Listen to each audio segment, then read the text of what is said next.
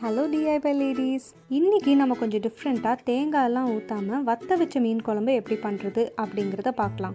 இந்த ஸ்டைல் உங்களுக்கு பிடிச்சிருந்ததுன்னா கண்டிப்பாக நம்ம வீடியோவை லைக் பண்ணுங்கள். அதுக்கப்புறம் உங்கள் ஃப்ரெண்ட்ஸ்க்கெல்லாம் ஷேர் பண்ணி நம்ம சேனலுக்கு சப்ஸ்கிரைபும் பண்ண சொல்லுங்கள். ஃபஸ்ட்டு ஒரு சூடான பாத்திரத்தில் கொஞ்சம் எண்ணெய் ஊற்றி அதை நல்லா கொதிக்க வச்சுருங்க.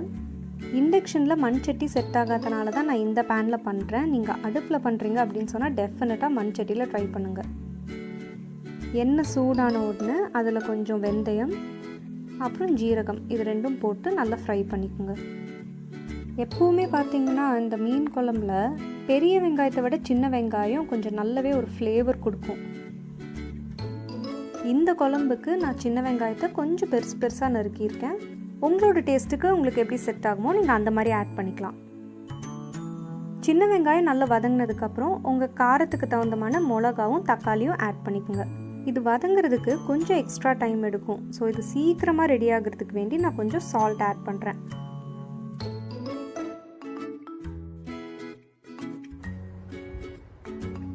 இது நல்லா வதங்கினதுக்கப்புறம் கொஞ்சம் மிளகாத்தூள்,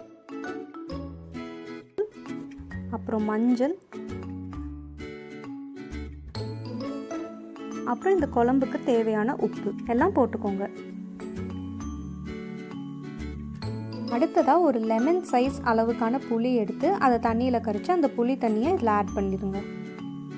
என்னோடய வீடியோவில் யூஸ் பண்ணியிருக்கேன் இல்லையா இந்த உட்டன் போர்ட் அப்புறம் உட்டன் பவுல் பாக்ஸ் எல்லாம், இந்த மாதிரியெல்லாம் உங்களுக்கும் வாங்கணும் அப்படின்னு இருந்துச்சுன்னா என்னோடய டிஸ்கிரிப்ஷன் பாக்ஸில் ஒரு லிங்க் பேஸ்ட் பண்ணியிருக்கேன். அந்த லிங்க்கை நீங்கள் காண்டாக்ட் பண்ணி இதே மாதிரி வாங்கலாம். அடுத்ததாக நம்ம குழம்புல மாங்காவை போடுறோம். மாங்காவை எப்பவுமே ரொம்ப குக் பண்ண விட்றாதீங்க. அடுத்ததாக நான் கொஞ்சம் வெந்தய பொடியும் சேர்த்துறேன். அண்ட் லாஸ்ட்டாக நம்ம மீனை ஆட் பண்ணிக்கலாம்.